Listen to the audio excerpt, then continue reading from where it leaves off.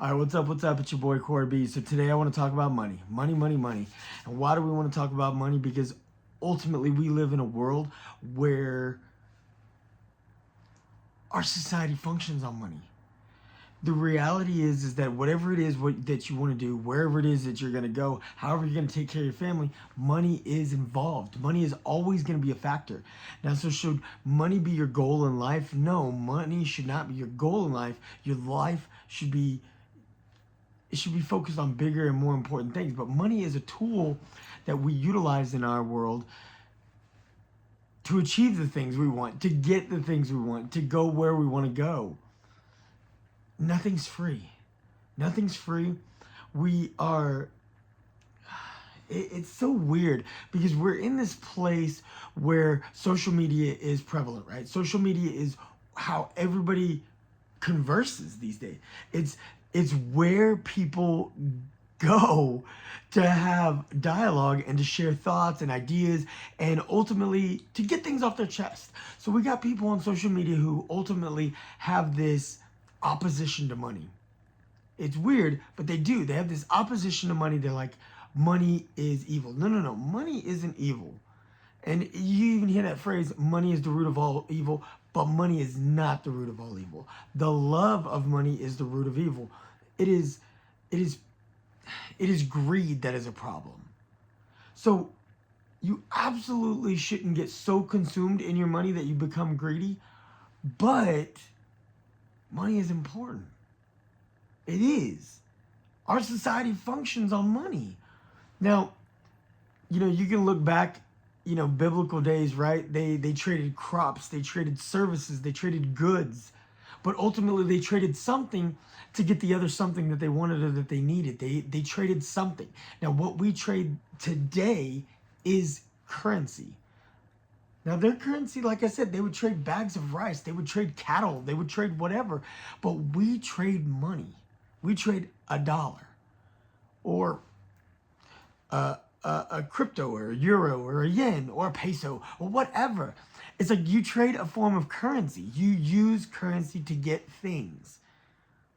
We're not in that mindset of trading a good for a good. It's like, hey, well, you've got all these cattle, I've got all this grain, you hook me up with some cattle, I'll hook you up with some grain. We're not in that mentality anymore, and we've gone so far removed from that mentality that really going back it's just not the way it's going to work.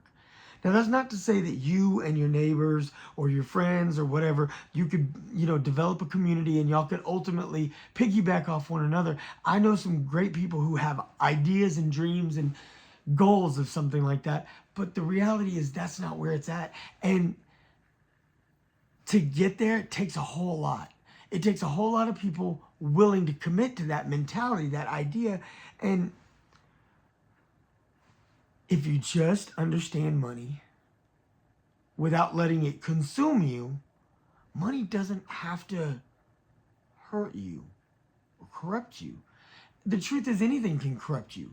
Your job can corrupt you. Your hobby can corrupt you. Your family, your friends, anything that you allow, the enemy is going to try to utilize your weaknesses. It's going to try to utilize your mentality. So your focus in your life and where you place your attention is crucial. So like I said, money is important, but money doesn't define everything. We've got to make money. We've got to ultimately get to a place. So I've had people on social media and stuff attack me that say, oh, I'm too superficial, or I'm all about money. No, I'm ultimately about helping people make more money.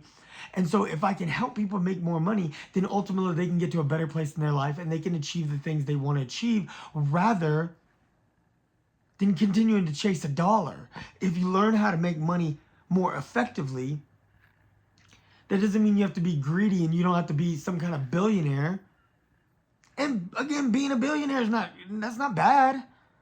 But your goal doesn't have to be becoming a billionaire. Your goal just has to be like, what are you chasing? Do you want I have a colleague, a friend that we both piggyback off of each other's marketing. She's absolutely awesome. But her goal is still time with her daughter. She wants vacation time with her family and time with her daughter. But like ultimately, vacation time, she's like, that's secondary. I really just want time with my baby girl. She's like, I got this toddler. she's a she's a nurse and she's just working constantly. And she's like, I'm burnt out. I'm fried. I just want to be home with my kid. My wife's the same way. Kimberly's like, we've been traveling all this time for the last 2.5 years. She's been a travel nurse.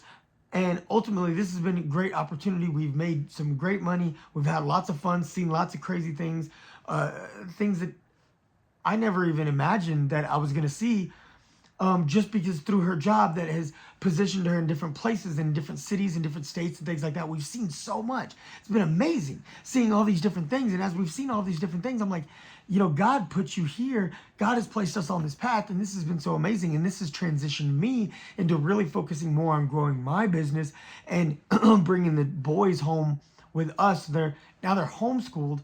So I spend my time homeschooling them, focusing on my business at home, and she's nursing. But now we found a new place. As we've been traveling, and we went through the Pacific Midwest, we went through several states, and now we've landed in Wyoming. We're like, this is the new state for us. This is our new home. We're from Texas, but this is our new home. And now that we found our new home, now we're like, okay, now we need to transition things to where my business is viable to the point that we can get our property, we can get our new property.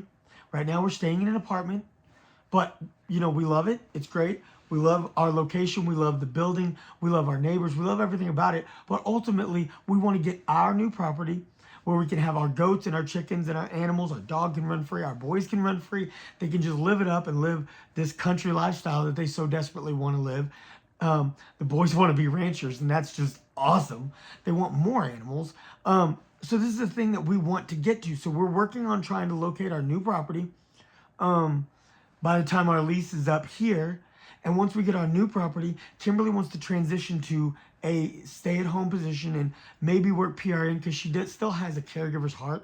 She really does feel like God placed this on her heart for a reason, and that she went through nursing school with the intention of helping other people. She feels like God placed her here. And so she's toyed with different ideas of maybe being a missionary nurse, and we could take the boys traveling elsewhere to help other people. Or she could pick up little, like I said, a PRN shift where she just occasionally picks up a shift here and there. But ultimately, her goal is to spend the majority of her time home. So she can spend her time with her boys as they're growing. So she can spend time with me, because we need that. We long for a time and attention together. We long for that.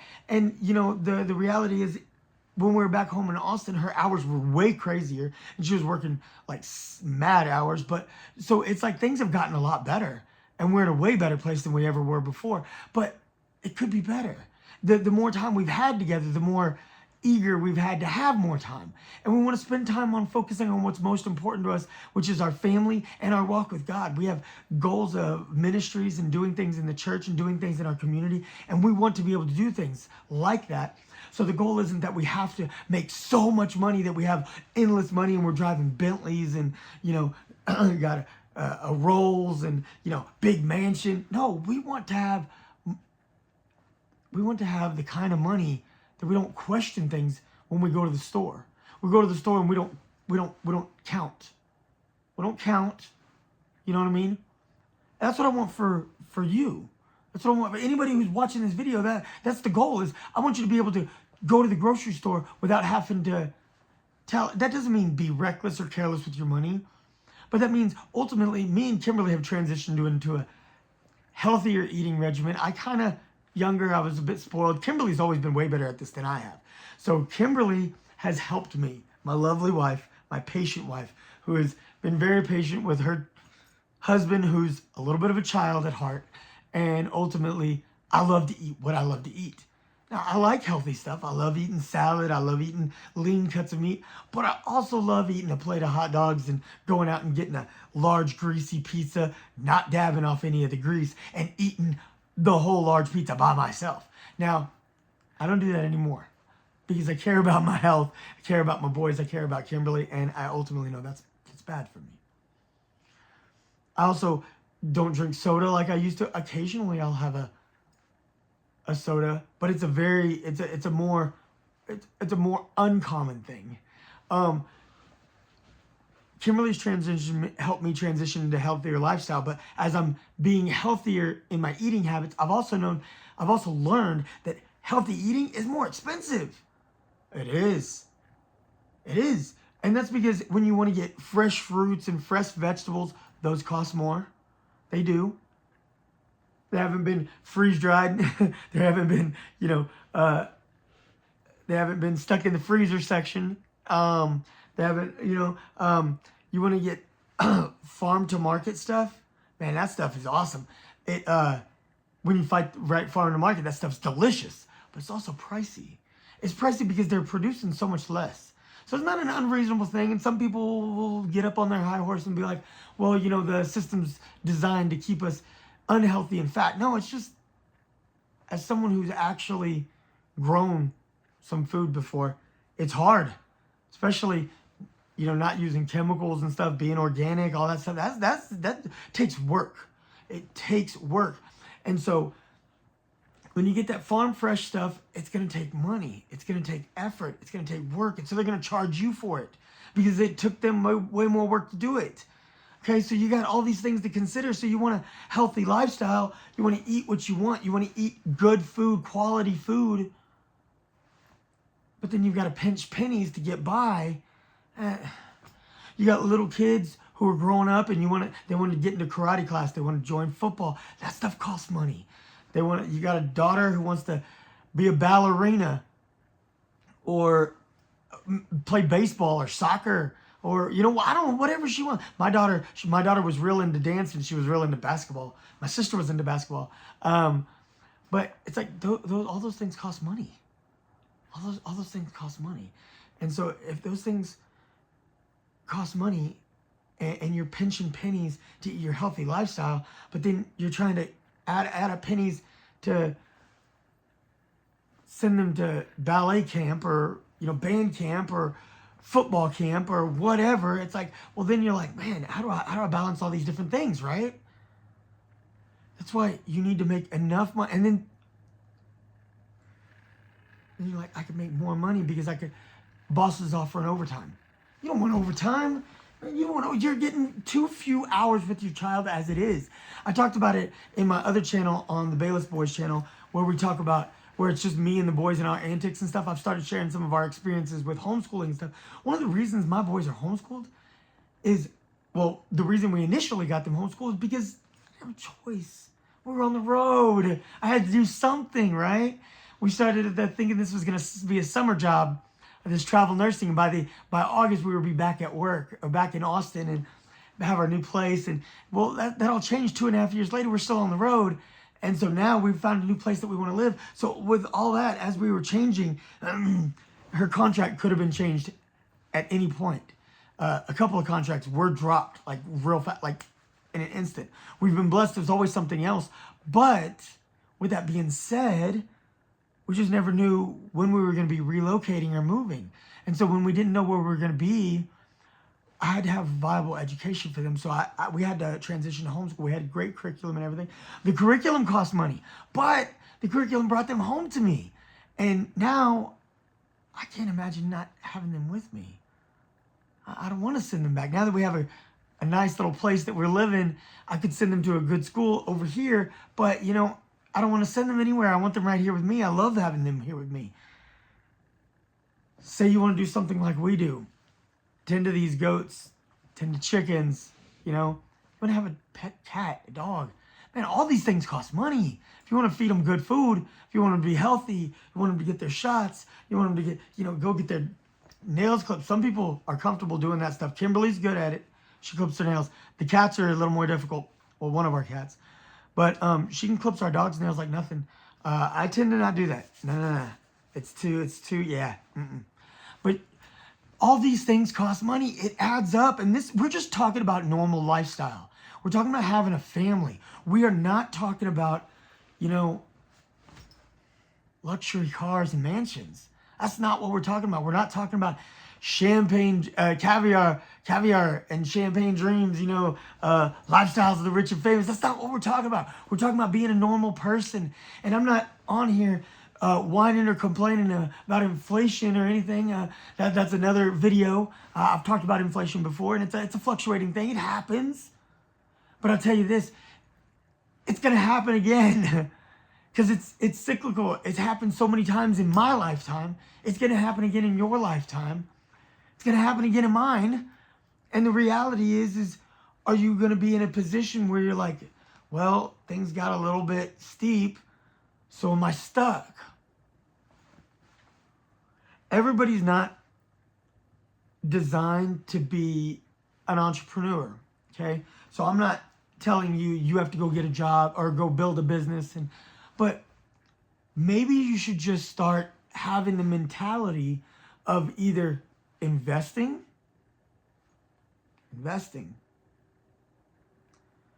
trading, having a side hustle, something that could generate some money on the side, affiliate marketing. You can do that like Amazon. Amazon has,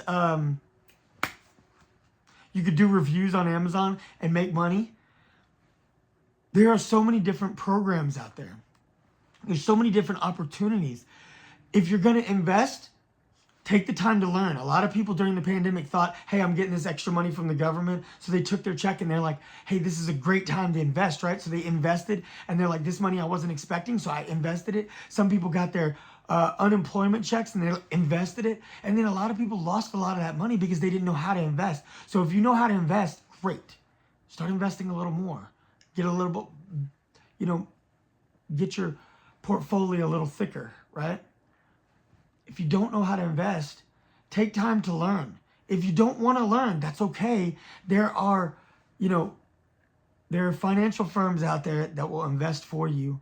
They will invest for you, and you can look into them. You can learn about their percentages. You can find out this information. You can know what you're getting into, right? So you can see if this is something. This company's got a good reputation for being successful, what your potential turnaround will be, what your potential time frame will be. And the reality is, yes, they're going to charge you. Some charge you as low as 1%.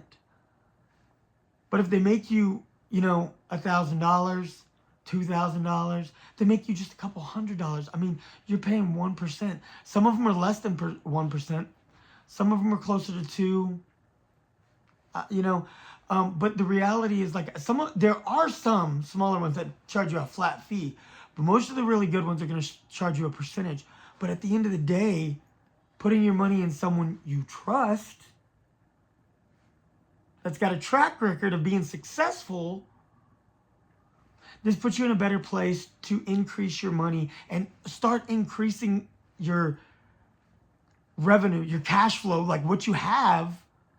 So that way you're in a better position, because like I said, not everybody's designed to be an entrepreneur. Not everybody has that mentality. Some people are very uncomfortable with that. They're like, I like going to work, punching in, punching out, knowing I get a check.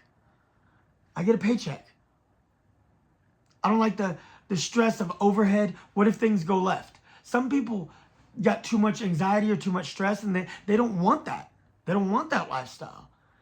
Now, if you're dealing with too much stress and anxiety and stuff, I think that's something for a different post maybe, but that's something we need to process.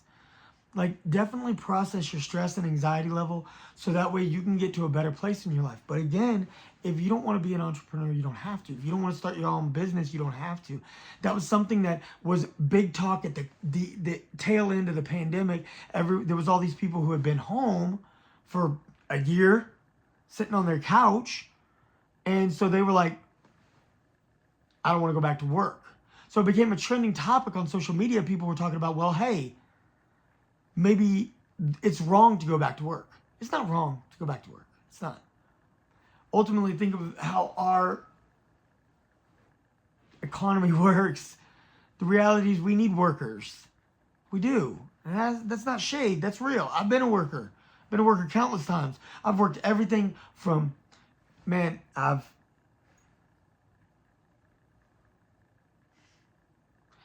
everything from flipping burgers to janitorial work, to lighting, to working on job sites, construction, to, I mean, I've done it all. I really, retail, laying carpet. I've truly done it all. And I've launched countless businesses. More than half a dozen businesses I've launched since 2001 was my first. And I've watched so many crumble because I had a bad partner, bad idea, bad concept, bad timing, not enough cash flow to build the business.